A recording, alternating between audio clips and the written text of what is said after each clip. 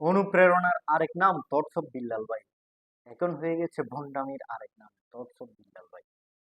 Thoughts of Billal ভাই একটা বই লিখেছে, 60 পৃষ্ঠা নাকি 63 পৃষ্ঠার একটা বই, এবং বইয়ের প্রতিটা পৃষ্ঠায় 4 লাইন কি 5 লাইনের ছোট ছোট শ্লোক, ছোট ছোট কবিতা, এবং অর্ধেক পৃষ্ঠায় খালি। আবার সেখানে গুগল ট্রান্সলেটর ব্যবহার করে ইংরেজিতে, মানে ওইগুলা ইংরেজিতেও লিখে দিয়েছে। এই যে ভণ্ডামি করে একটা বই, 66 পৃষ্ঠার একটা বই দাম নিয়ে নিচ্ছে 1,000 টাকা। ইতিমধ্যে জুয়েল ভাই সহ আরো অনেকজন কন্টেন্ট ক্রিয়েটর দেখা গেছে তাকে নিয়ে তার ভণ্ডামি নিয়ে ভিডিও তৈরি করেছে। দেখুন আমার হাতে একটা বই আছে, শেক্সপিয়ারের শ্রেষ্ঠ রচনা সমগ্র। এই বইটির দাম এই বইটির দাম দেওয়া আছে মাত্র 220 টাকা। তারপর আরেকটা বই আছে দেখেন, হুমায়ুন আহমেদের দেওয়াল।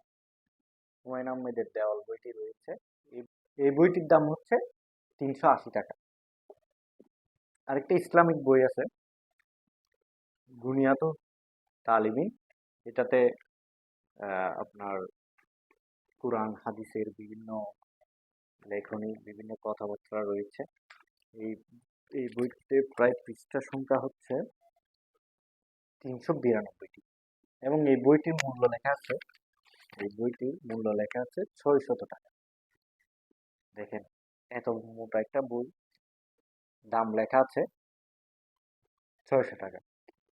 কিন্তু থটস অফ বিল্লাল ভাই যে বইটা লিখেছে, মাত্র 60 কি 65 পৃষ্ঠার একটা বই, দাম নেওয়া হচ্ছে 1,000 টাকা।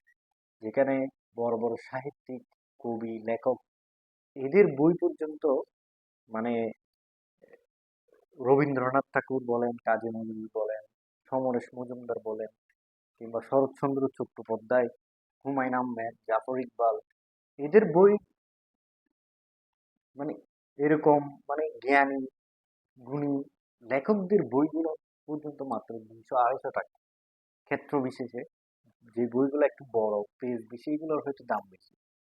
থটস অফ বিল্লাল যে কাজটা করতেছেন, এটা কিন্তু একদম ভণ্ডামির পর্যায়ে পড়ে।